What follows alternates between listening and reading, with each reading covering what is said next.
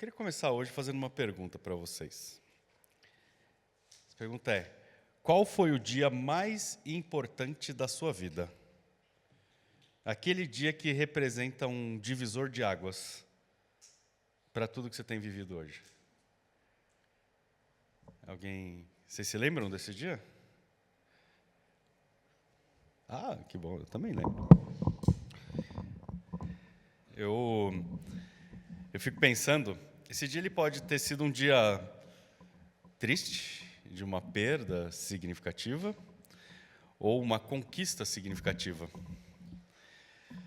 Mas geralmente a gente tende a pensar que o dia mais importante da nossa vida foi um dia muito feliz. Um dia que a gente teve uma felicidade tão extrema que até hoje a gente busca repetir esse dia. Isso acontece com vocês? De lembrar de algo do passado e ficar tentando repetir? A gente fica tentando reproduzir esse dia. E você sabe que, por vezes, nem é um sentimento só de felicidade, ele pode ser um sentimento, uma sensação diferente, né? Como acho que uma sensação de adrenalina também marcam os nossos dias. Ou de êxtase.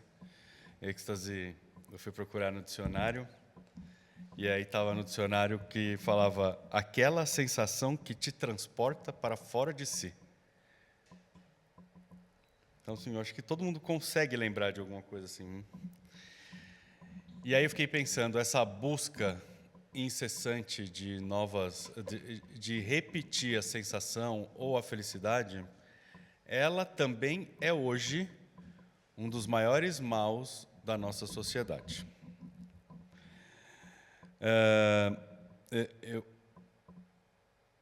Eu não sei se vocês sabem, mas essa busca por uma sensação, ela é exatamente o que faz as pessoas ficarem cada vez mais viciadas em algo.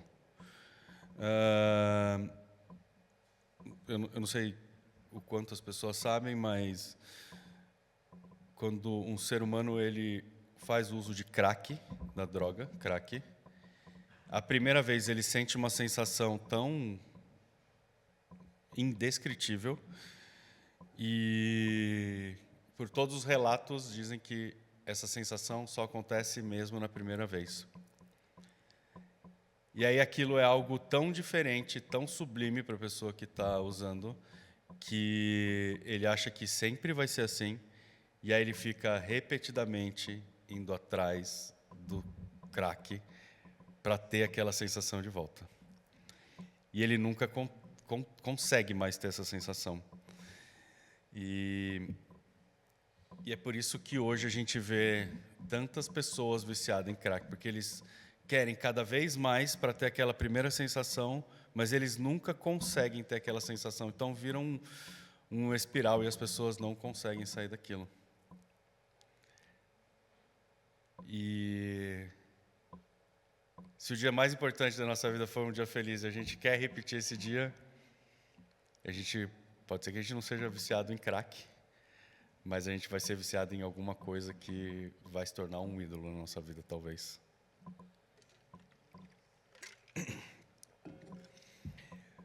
Mas, analisando, se a gente parar para pensar, a gente sempre acha que um próximo acontecimento é que vai gerar uma emoção diferente e talvez a gente se perca no nosso pensamento, pensando que o que aconteceu hoje pode ter sido o dia mais importante da nossa vida. Eu, por exemplo, eu tenho alguns acontecimentos recentes, né? Um está passando aqui. Mais ou menos 5 meses atrás, eu tenho um dia desses, um dia de acontecimento recente que eu posso pensar e falar, putz, será que esse foi o dia mais importante da minha vida? E o dia do nascimento do Theo, ele foi... Primeiro a gente teve um teste, né? Uma semana antes, eu estava trabalhando, aí a Ana me ligou e ela... Eu não lembro se ela me ligou, acho que ela mandou uma mensagem, e ela mandou uma mensagem assim, eu estava lá tranquilo numa reunião, ela mandou uma mensagem falando assim, acho que minha bolsa estourou. E aí, tipo, marinheiro de primeira viagem, né? Já não sabia o que fazer e sai correndo. Mas o dia do nascimento do Theo, ele... Primeiro que ele foi um dia de muita expectativa, né? A gente esperou muito tempo por esse dia, até antes da Ana ficar grávida. Foi um turbilhão de emoções, assim. A gente foi acompanhar o parto, pegar ele no colo a primeira vez foi algo muito emocionante. Escutar o chorinho, né? Acho que escutar o chorinho quando a criança nasce, você escutar o chorinho, acho que é um motivo de felicidade, né? Para saber que o menino está bem ali. Eu acho que olhar para ele e falar: "Oi, Theo, eu estava maluco para te conhecer", foi algo que mexeu demais comigo. E esse dia tem o enredo completo para ser o dia mais importante da minha vida. Realmente, foi um dia muito importante. Por mais estranho que isso possa parecer, ele não foi o dia mais importante da minha vida. Ele não foi o dia em que dividiu a minha vida, fez com que grandes porções da minha vida fossem arrancadas de mim e lançadas no fundo do mar. Claro que muita coisa mudou na minha vida com a chegada do Theo, né? Mas eu acredito que se todas as coisas que mudaram na vida, se não forem todas as coisas que mudaram, ou quase todas, elas são coisas terrenas. Se eu for analisar mesmo assim, no fio e no pavio, as coisas mudaram, são terrenas. E que a gente se adapta de alguma maneira, né? Talvez eu vou fazer as coisas que eu goste com menos intensidade, talvez eu vá viajar menos, talvez eu vá comprar as coisas que eu goste, talvez eu nem compre mais as coisas que eu goste. Mas tudo isso a gente consegue se adaptar. Apesar desse dia ter sido importante, o dia mais importante da minha vida foi o dia que eu também tive um turbilhão de emoções. No dia que eu aceitei Jesus como Senhor e Salvador da minha vida, foi um dia difícil, um dia de muita, muita, muita dor. Eu não lembro de ter sentido tanta dor na minha vida como nesse dia. Mas foi um dia de dor, uma dor boa, porque foi quando eu descobri o quão pecador eu era, ainda sou, né? Mas foi o dia que eu também pude me arrepender disso. Foi o dia que eu consegui enxergar a vida melhor. E o dia que eu pude me arrepender de ter trilhado um caminho ruim, de não ter conhecido Jesus antes. Mas também foi um dia de extrema felicidade, assim, acho que eu nem... É muito engraçado, eu acho que o nascimento do Theo foi um dia feliz, mas descobrir que você tem um pai amoroso que sempre cuidou de você e que você podia olhar para trás e ver que em alguns momentos não existe mais as suas pegadas, é tipo Deus te carregando no colo em momentos difíceis, é impressionante. E esse amor é que hoje me inspira a cuidar do Theo, né? Eu acho que essa é a principal missão que eu tenho hoje, né? Uma das principais missões, ou se não a principal, que é ensinar o Theo os caminhos do Senhor. Se ele vai seguir, já é um problema dele, né? Eu acho que a nossa parte a gente faz. Eu poderia falar aqui por horas e horas de quanto Deus cuidou de mim, de quanto eu vejo que Deus cuidou de mim, sem, ao menos, eu conhecê-lo. E tudo isso me fez diferente. Ele mudou toda a minha história. Foi Deus que me trouxe aqui e me fez uma pessoa diferente. Amém? Bom, eu quero ler aqui a Bíblia, 1 Pedro 4, vou ler de 1 a 11, eu acho que alguém vai colocar ali na tela. Caramba, a boca está seca que eu até babei. 1 Pedro 4, de 1 a 11. Portanto, uma vez que Cristo sofreu corporalmente, armem-se também do mesmo pensamento, pois aquele que sofreu em seu corpo rompeu com o pecado, para que no tempo que lhe resta não viva mais para satisfazer os maus desejos humanos, mas sim para fazer a vontade de Deus. No passado, vocês já gastaram tempo suficiente fazendo o que agrada aos pagãos. Naquele tempo, vocês viviam em libertinagem, na sensualidade, nas bebedeiras, orgias e farras, e na idolatria repugnante.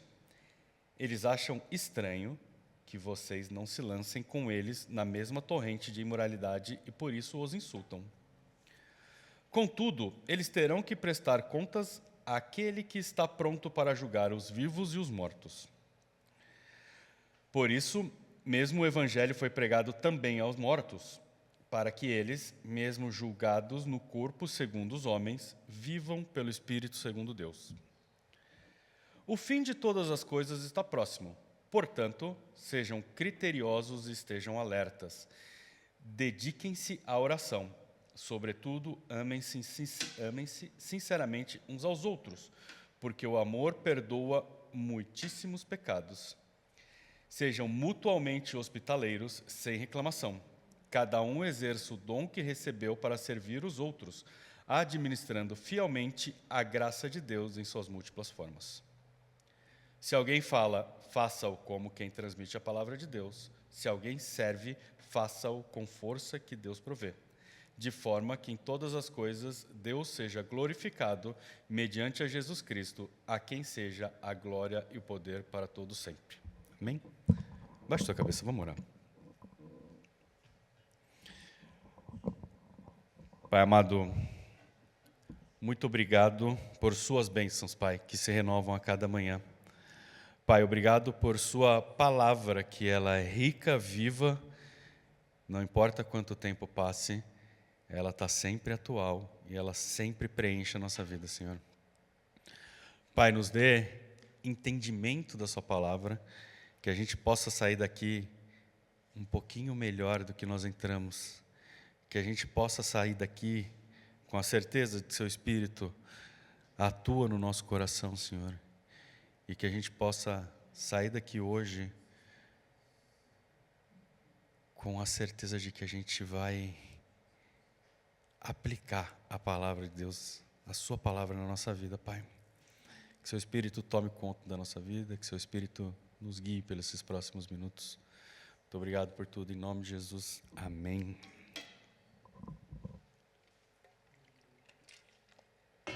Somos diferentes. Vocês concordam com isso? Verdadeiramente nós somos diferentes. Em todos os aspectos, seja na altura, no peso, cor do cabelo, cor dos olhos, cor da pele, no que a gente gosta de comer, no que a gente gosta de ver na televisão, no time de futebol, em tudo. Engraçado como todas essas coisas geram. A gente não aceita ser só diferente, né? A gente quer que as pessoas sejam iguais a nós, né? Engraçado. Apesar de algumas mães ou pais também falarem, você é igualzinho ao seu pai. Isso é mentira. A gente é diferente em tudo. Querem ver algo que nos torna diferente? Vou ler aqui, de novo. 1 Pedro 4, de 1 a 3. Portanto, uma vez que Cristo sofreu corporalmente, armem-se também do mesmo pensamento, pois aquele que sofreu em seu corpo rompeu com o pecado, para que no tempo que lhe resta não viva mais para satisfazer maus desejos humanos, mas sim para fazer a vontade de Deus. No passado, vocês já gastaram tempo suficiente fazendo o que agrada aos pagãos. Naquele tempo, vocês viviam em libertinagem, na sensualidade, nas bebedeiras, orgias e farras e na idolatria. Nós, como os cristãos, a gente é diferente, somos diferentes agora, né? A própria palavra diz que a gente vivia no passado, não que a gente faça todas essas coisas, pelo menos uma delas a gente deveria fazer. No passado a gente vivia isso, vivia assim, e hoje a gente já não vive mais. Já tem muita diferença. E ser diferente do mundo hoje é algo de grande luta. para as pessoas hoje em dia. O que nos torna diferente do mundo hoje tem muitas consequências. E essas consequências, no versículo 4, eles falam assim: eles acham estranho que vocês não se lancem com eles na mesma torrente de imoralidade e por isso os insultam.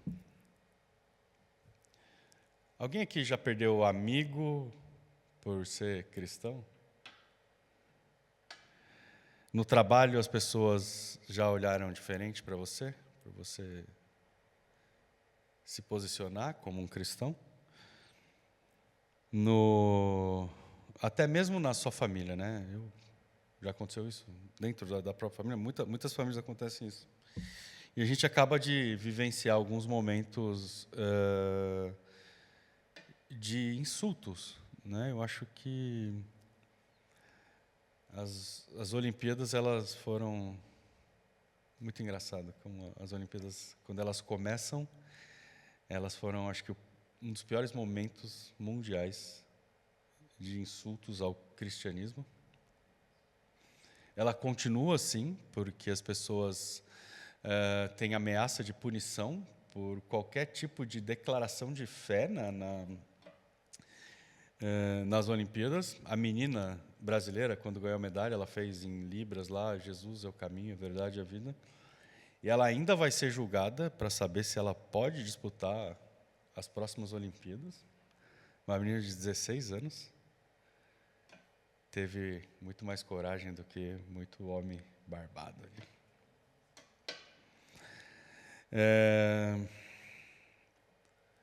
Hoje em dia o mundo é cruel com o cristão. E as pessoas estão até fazendo uma nova modalidade de crente, que é o crente fofo, né? Não sei se vocês já viram. É o crente que está tudo bem, está tudo certo, está tudo sempre ok, eu aceito todas as mudanças do mundo, todas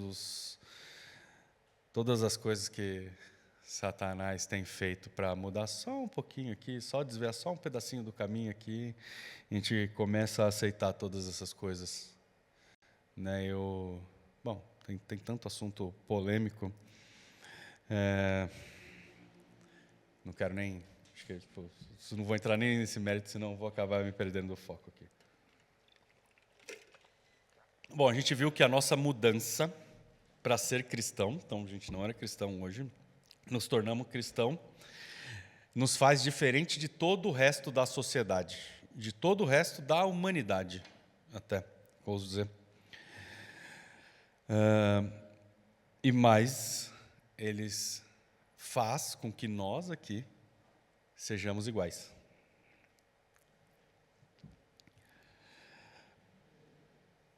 Mas iguais apenas no fato de seguirmos a Cristo. Vocês concordam? Porque mesmo sendo cristãos, continuamos sendo diferentes uns dos outros. Essas diferenças faz com que nos completemos dentro do corpo de Cristo. Se a gente for pensar num corpo humano, né, qual que é a parte mais importante do corpo humano? O pulmão consegue viver sem o coração? Ou será que o cérebro consegue fazer a função do fígado? Agora, se a gente traz para o contexto nosso aqui, no corpo de Cristo, mais precisamente aqui na Igreja Aliança da Vila, da Rua Guaipá, 871, se pensarmos em funções, Otávio, não queira me ver cantando. Claramente esse não é o meu dom. Se a gente pensar em funções, em algo a ser feito no nosso corpo de Cristo aqui, a gente precisaria ser diferente. E brincadeiras à parte, né, nas últimas semanas a gente vem falando sobre dons espirituais. E os dons são diversos. Como diz em 1 Coríntios 12, de 4 a 7. Fala assim, há diferentes tipos de dons, mas o Espírito é o mesmo. Há diferentes tipos de ministérios, mas o Senhor é o mesmo. Há diferentes formas de atuação, mas é o mesmo Deus quem efetua tudo em todos.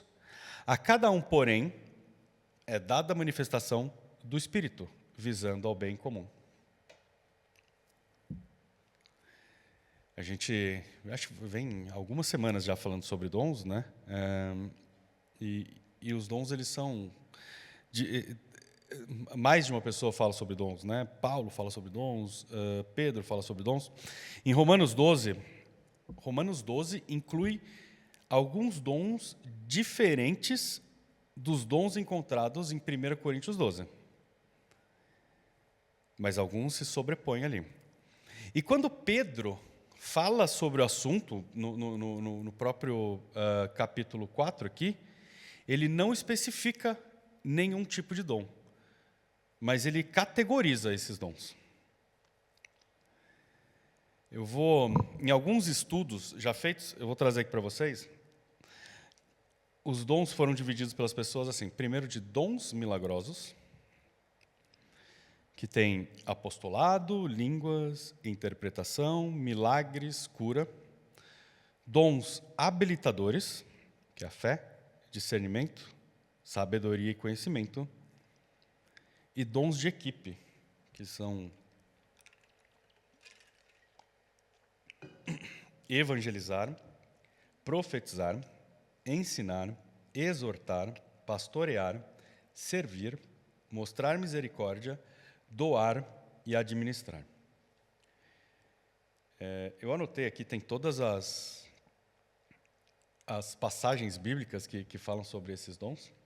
Eu não vou falar aqui, nem vou ler, que senão a gente vai ficar aqui até amanhã e não vai ser legal, mas eu vou passar para a Ana ou para a Neide para que ela possa passar no grupo, para a gente ter alguma coisa, para referências para isso. Em 1 Pedro 4, de 9 a 11, Pedro ele dá 2 grupos de dons. Os primeiros chamados de dons orais, que é aquele que tem o dom de falar, são os evangelistas, os profetas, professores, exortadores e pastores. E a segunda categoria que ele põe ali é o dons de ministérios, né, ou dons de apoio. As pessoas com esses dons imitam a Cristo porque não buscam ser servidos, mas servir aos outros. Eles foram abençoados com abnegação do negócio, e se concentram nas necessidades de outras pessoas. Os dons de ministrar incluem pastorear, demonstrar misericórdia, servir e doar, administrar. Em algum desses dons aqui a gente se encaixa. Eu tenho certeza disso. Os dons eles são diferentes. A gente pode aqui na igreja ter pessoas, mais de uma pessoa com o mesmo dom, mas elas exercem esse dom de maneira diferente.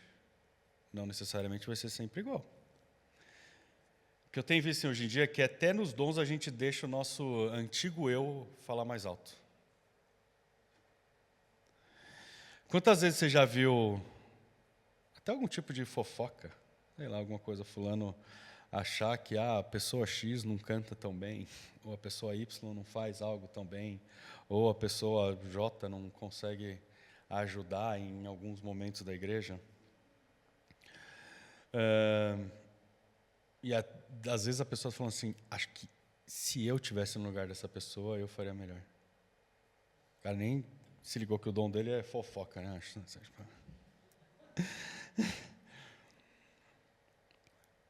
Eu já vi até gente saindo da igreja por causa dessas coisas. Por se julgar melhor do que a outra pessoa. Eu já vi como esse tipo de atitude gera instabilidade no corpo. E Jesus, o Espírito Santo, ele capacita as pessoas de acordo com aquilo que a igreja precisa, né? E toda vez que a gente deixa o nosso ego falar mais alto, a gente adoece um pedaço do corpo. Isso é como se fosse o corpo humano mesmo. Um pedaço do corpo adoecido, todo mundo sofre. Não tem o que fazer. A gente é corpo.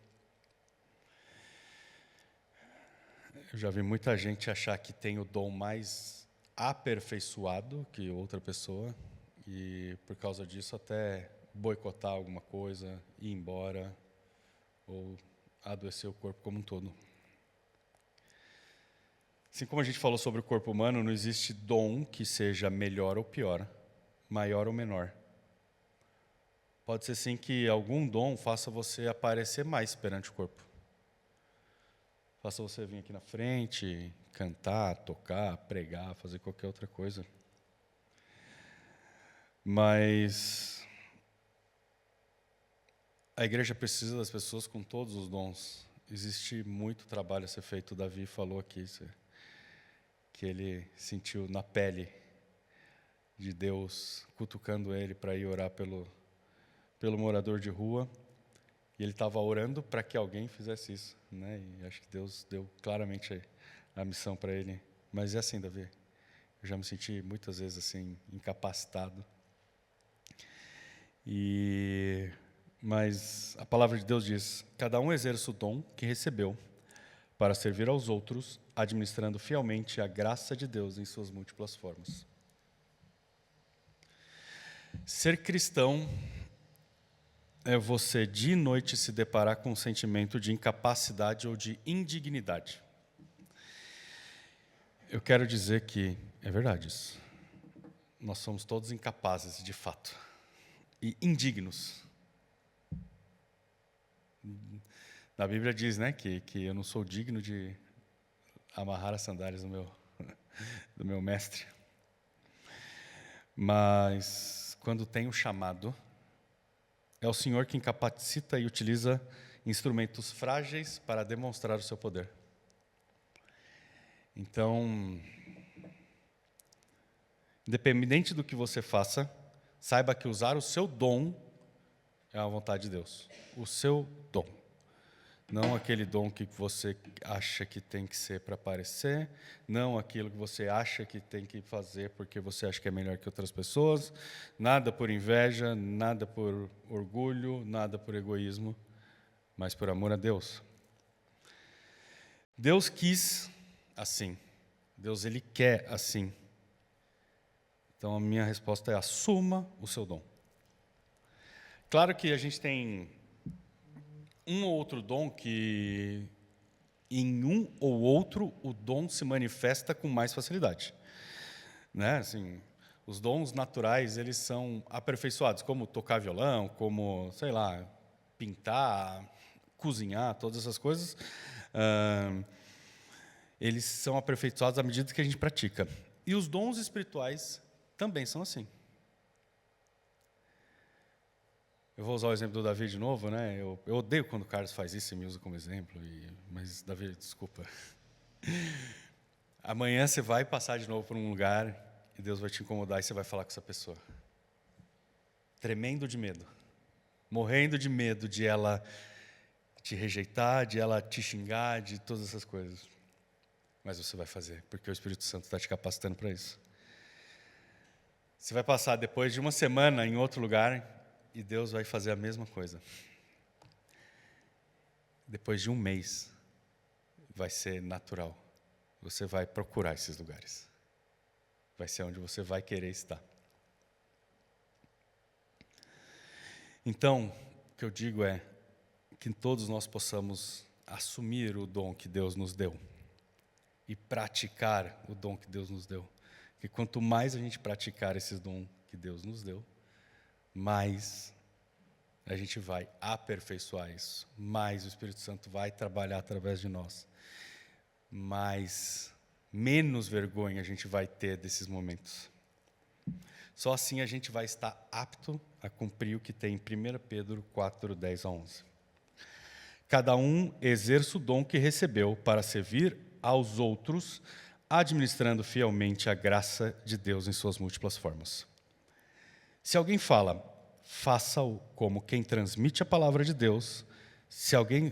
Vou ler de novo. Se alguém fala, faça-o como quem transmite a palavra de Deus.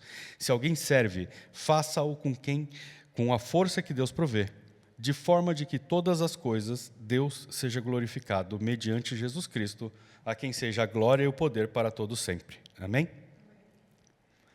Você tem dedicado tempo da sua vida para servir com seus dons?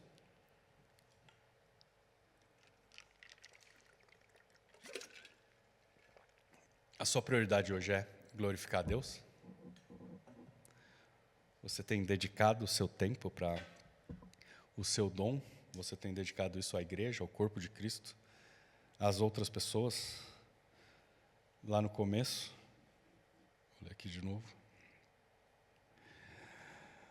Ai.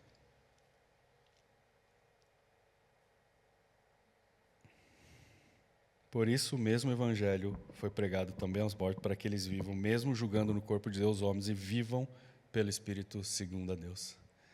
Será que a gente está vivendo seguindo a Deus, guiado pelo Espírito, e usando os nossos dons para toda a honra e glória de Jesus? Baixe sua cabeça, vamos orar.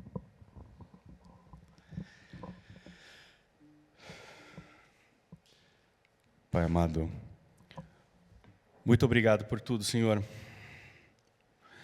Quero te pedir perdão pelos momentos em que eu pude agir na igreja, que eu pude glorificar o seu nome através do meu dom, e eu não fiz isso, Pai.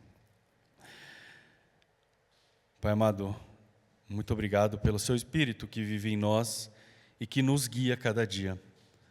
Pai, quero te pedir que não nos deixe seguir em caminhos errados, caminho que não traga louvor, nem honra e nem glória para o seu nome, Pai. Nos guie para que a gente possa servir ao corpo, servir a essa igreja, Pai, que a gente seja um membro saudável, para que todo o nosso corpo seja saudável, Pai. Com isso o evangelho possa ser pregado, vidas possam ser salvas, Pai, perdidos possam ser encontrados. Obrigado, Senhor, porque mesmo a gente não merecendo, o Senhor ainda renova suas misericórdias a cada manhã para cima de nós, Pai. Muito obrigado por tudo. Pai, se existe alguém aqui que não sabe qual que é o dom dela ainda, Pai, que o Senhor possa iluminar essa pessoa, Pai, e mostrar para ela qual é o caminho que ela deve seguir no seu corpo. Obrigado por tudo que o Senhor tem feito em nossas vidas, Pai. Obrigado por, mesmo anos após anos, nós não sermos um corpo totalmente saudável, o Senhor vem nos mantendo aqui, Pai, nesse lugar. Eu acredito que o Senhor tem um propósito na nossa vida. O Senhor tem um propósito na Igreja da Vila. O Senhor tem um propósito para que a gente possa estar aqui, Senhor. Pai, nos cura, que a gente seja um corpo saudável, um corpo que usa todos os seus dons em favor da nossa igreja, do corpo de Cristo, Pai, que a gente possa ser luz aqui nesse bairro e que juntos a gente possa, Pai, levar a sua palavra a muitas pessoas que estão a poucos metros daqui, perdidas, Pai, sem o seu amor, sem saber o que é ser abraçado por um Pai amoroso, sem saber que o dia mais importante da vida delas pode estar por chegar. Muito obrigado por tudo, Senhor, em nome de Jesus, amém.